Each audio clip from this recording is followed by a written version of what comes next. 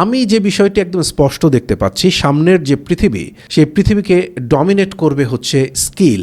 যারা একাডেমিক্যালি অনেক বেশি সাউন্ড হয়তো না, কোনো একটা নির্দিষ্ট বিষয়ে তিনি দারুণ দক্ষ, এই ধরনের মানুষরা অনেক বেশি সাকসেসফুল হচ্ছেন।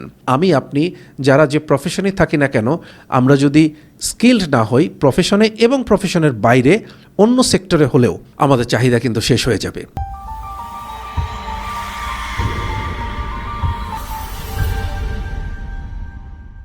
সলভি অনামেশের পক্ষ থেকে আরেকবার স্বাগত জানাচ্ছি সবাইকে।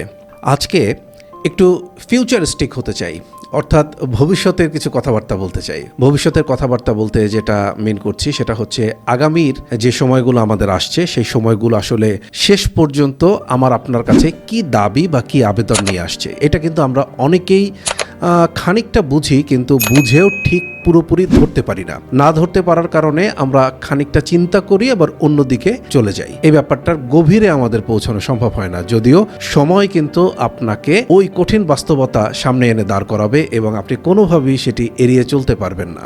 যে কথাটি বলতে চাই তা হচ্ছে যে যুগের নানা রকমের পরিবর্তন নিয়ে আমরা কথা বলি। যুগের পরিবর্তন, ভাবনার পরিবর্তন, সম্পর্কের পরিবর্তন, টানাপোড়েনের পরিবর্তন, চাহিদার পরিবর্তন, নানা রকমের পরিবর্তনের কথা আমরা জানি। যুগ আমাদের কাছে কি চায়, আমি যে বিষয়টি একদম স্পষ্ট দেখতে পাচ্ছি, সামনের যে পৃথিবী, সেই পৃথিবীকে ডমিনেট করবে হচ্ছে স্কিল। আমরা ছোটবেলা থেকে কি শিখেছিলাম? মন দিয়ে লেখাপড়া করতে হবে, লেখাপড়া হচ্ছে জীবনের জন্য খুব প্রয়োজনীয়, এবং অবশ্যই আমি এখনো বলবো লেখাপড়া জীবনের জন্য খুবই প্রয়োজনীয়। কিন্তু লেখাপড়ার উদ্দেশ্যটা এক অর্থে প্রত্যক্ষ না হলে পরোক্ষভাবে আমাদেরকে শেখানো হয়েছিল জীবনে প্রতিষ্ঠিত হতে লেখাপড়ার প্রয়োজন। সেই প্রতিষ্ঠিত হওয়ার একটা স্ট্রাকচার আমাদের সামনে দাঁড় করিয়ে দিয়েছিল। ছোটবেলায় অতটা বুঝিনি, কিন্তু পরবর্তীতে বুঝতে পেরেছিলাম এই ব্যাপারটা ছিল আসলে চাকরি বা জব। সেই জব এবং চাকরি আমাদেরকে এক ধরনের গিলে ফেলেছে বলা যায়, এবং সেই গিলে ফেলার কারণে আমরা আর নিজের মতন করে নিজের ভাবনা চিন্তাকে শেপ দিতে পারিনি। চাকরি করতে করতে প্রতিষ্ঠান এবং প্রতিষ্ঠানের ওনার যারা, তাদের ভাবনা চিন্তাকে শেপ দিতে দিতে আমরা একরকমের মনস্তাত্ত্বিকভাবে ফতুর হয়ে গেছি। কিন্তু বর্তমানে পৃথিবীতে এক ধরনের নীরব পরিবর্তন ঘটেছে। অনেকে এটা মার্ক করেছেন, অনেকে করতে পারেননি বা খেয়াল করেননি। খুব লেখাপড়া জানা যে মানুষগুলো, তারা যতটা সাকসেসফুল হচ্ছেন, তাদের সেই সাকসেসের পেছনে লেখাপড়ার পাশাপাশি সোশ্যাল ব্যাকগ্রাউন্ড, অর্থাৎ পারিবারিক ব্যাকগ্রাউন্ড অথবা যথেষ্ট পরিমাণে ফিনান্সিয়াল অ্যাবিলিটি, এরকম নানা রকমের বিষয় তাদের সাথে জুড়ে দিয়ে তারপর তারা এক রকমের সাকসেসের পথ দেখছেন বা যথেষ্ট পরিমাণে সাকসেসফুল হচ্ছেন। যাদের কথা বললাম, অর্থাৎ যাদের সাকসেসের কথা বললাম, তাদের তুলনায় আমি এখন দেখতে পাচ্ছি আমার চারপাশে যারা স্কিলড, যারা একাডেমিক্যালি অনেক বেশি সাউন্ড হয়তো না, কোনো একটা নির্দিষ্ট বিষয়ে তিনি দারুণ দক্ষ, এই ধরনের মানুষরা অনেক বেশি সাকসেসফুল হচ্ছেন। এবং সেই সাকসেসগুলো ধীরে ধীরে এত বড় পরিসরে যাচ্ছে, তার যে পারিবারিক ব্যাকগ্রাউন্ড অথবা তার যে ফিনান্সিয়াল অ্যাবিলিটি, একটা সময় যার উপরে সে একেবারে নির্ভর করতেই পারতো না, এখন সেই জায়গাটা তার পূরন্ত হয়ে গেছেই, একই সাথে যথেষ্ট পরিমাণে সমৃদ্ধ, যাকে বলে সেরকম সমৃদ্ধ হয়ে উঠেছে।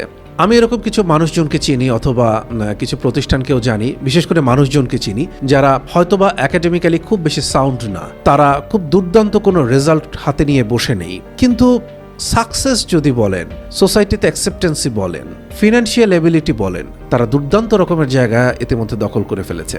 এই জায়গাটি আমি বলবার চেষ্টা করছি, অর্থাৎ দক্ষতা। আমরা তো কত সময় কত মানুষকে দিয়ে কাজ করাই, কার্পেন্টারের কাজ করাই, অর্থাৎ কাঠ মিস্ত্রির কাজ করাই, রং মিস্ত্রির কাজ করাই, টেকনিক্যাল বিভিন্ন কাজ করাই। আপনি দেখবেন যে এদের মধ্যেই কেউ না কেউ আপনার কোনো না কোনোভাবে প্রিয় হয়ে উঠছে। আপনি একটা গাড়ি কিনতে যাবেন, আপনি একজন গাড়ির পার্টস বা এই সব বিষয়ে খুব দক্ষ, খুব ভালো মতো জানেন, এরকম একজনকে সাথে নিয়ে যাওয়ার সবসময় চেষ্টা করেন। কেন? ও ভালো বলতে পারবে। আপনি কিন্তু সবসময় খেয়াল করে দেখবেন, কে মেকানিক্যাল ইঞ্জিনিয়ার বইয়ের থেকে পাশ করেছে, আপনি কিন্তু তাকে হাতের কাছেও পাচ্ছেন না, এবং সে আপনার মাথায় শুরুতে আসবেও না। আপনার মধ্যে আসবে সেই মানুষটার কথা প্রথমে, অ্যাপ্লাইড সেক্টরে যার অনেক বেশি দক্ষতা প্রমাণিত, আপনি তাকেই খুঁজবেন। একাডেমিক লেখাপড়ার বাইরে একটা স্কিলের আলাদা কদর তৈরি হয়েছে, হয়তোবা কোনো কোনো সেক্টরে অনেক আগে থেকেই আছে। যেমন চিকিৎসা বিজ্ঞানে যারা ডক্টর, তাদের এরকম স্কিলের ব্যাপার কিন্তু অনেক আগে থেকেই আছে। আমরা জানি যে পাশ করেন সবাই, বড় ডাক্তারও আছেন অনেকে সবাই, কিন্তু সবার চেম্বারে রোগী গিজগিজ করে না। এমনও হয় যে তুলনামূলক কম ডিগ্রি সম্পন্ন, বিদেশের অনেক বড় বড় ডিগ্রি হয়তো তার তুলনামূলক কম আছে, কিন্তু তার চেম্বারে রোগী ধরে না, কারণ তার সাকসেস রেট বেশি। তো এরকম কিছু কিছু প্রফেশনে কিন্তু স্কিলের কদর অনেক আগে থেকেই চলছে, কিন্তু এখনকার পৃথিবীতে আমি যেটা দেখছি কম বেশি প্রত্যেকটা সেক্টরে স্কিলের খুব বেশি প্রয়োজন হচ্ছে। লেখাপড়াটা পাশাপাশি থাকলে সেটা তো প্লাস পয়েন্ট, সেটা তো কোনো অংশে কমতি হচ্ছে না, লেখাপড়াটা খুব দরকার। আপনার নিজের মধ্যে, যে কোনো মানুষের মধ্যে যদি কোনো ফিল্টার সিস্টেম তৈরি করতে হয় যাচাই বাছাই বা বুদ্ধিমত্তা প্রয়োগের ক্ষেত্রে, তাহলে লেখাপড়াটা অবশ্যই দরকার। চাকরি বাকরি বা ব্যবসা বাণিজ্যের জন্য লেখাপড়াটা যতটা দরকার তার থেকে অনেক বেশি দরকার নিজের মধ্যে এই ধরনের ফিল্টার তৈরি করবার জন্য। এটা আমি সবসময় বলি এবং আজীবন বলবো। কিন্তু প্রফেশনাল মার্কেটে গিয়ে এই যে লেখাপড়া থেকে আপনি কোন ধরনের বুকিশ কী তত্ত্ব শিখলেন, এটা কিচ্ছু ম্যাটার করে না। আপনি যে কোনো সেক্টরে যান, কিন্তু আপনি যদি দুর্দান্ত রকমের ওই ব্যাপারটার উপরে পারদর্শী হন, তাহলে আপনার জন্য জায়গা খোলা। সেই জায়গা যতই আর্টিফিশিয়াল ইন্টেলিজেন্স আসুক না কেন, কোনোদিন নিতে পারবে না। মানুষের মনস্তাত্ত্বিক ক্ষমতা অসীম। মানুষ নিজেও জানে না তার ক্ষমতা ওই বিষয়ে কত দূর পর্যন্ত বিস্তৃত। তো এই জায়গাগুলো নিয়ে শুধুমাত্র বলবার যে আগামী যে প্রজন্ম আমাদের সামনে তৈরি হচ্ছে, তাদেরকে কেবলমাত্র লেখাপড়ার গণ্ডির মধ্যে না রেখে কোনো একটা বা দুটা দক্ষতা যদি তাদের মধ্যে তৈরি করবার বীজ আমরা এখনই বুনে দিতে পারি, তাহলে কিন্তু সে যতদিনে বেড়ে উঠবে, বেড়ে ওঠার সাথে সাথে ওই বিষয়টা নিয়ে সে অনেকটা স্কিলড হবে। অবশ্যই সেই জিনিসের প্রতি তার আগ্রহ থাকতে হবে। হলপ করে বলতে পারি, সামনের পৃথিবী স্কিল্ড পার্সনদের জন্য, এবং আমি আপনি যারা যে প্রফেশনে থাকি না কেন, আমরা যদি স্কিল্ড না হই প্রফেশনে এবং প্রফেশনের বাইরে অন্য সেক্টরে হলেও, আমাদের চাহিদা কিন্তু শেষ হয়ে যাবে। এই জায়গাটি মাথায় নিয়ে এখন থেকেই যে যার মতো করে স্কিলের কথা চিন্তা করেন। আমি আমার যেসব বিষয়ে দক্ষতা আছে বলে জানি, সেই বিষয়ে আরও কীভাবে একটু দক্ষ হওয়া যায়, এবং যে বিষয় একেবারেই নাই কিন্তু আমার আগ্রহ আছে, সেই বিষয়গুলো কিভাবে আরও শেখা যায়, এই জায়গাগুলো ধরে কিন্তু আমি কাজ করবার চেষ্টা করি। ইতিমধ্যে শুরু করেছি, কতটুকু পারবো জানি না, তবে চেষ্টা করছি।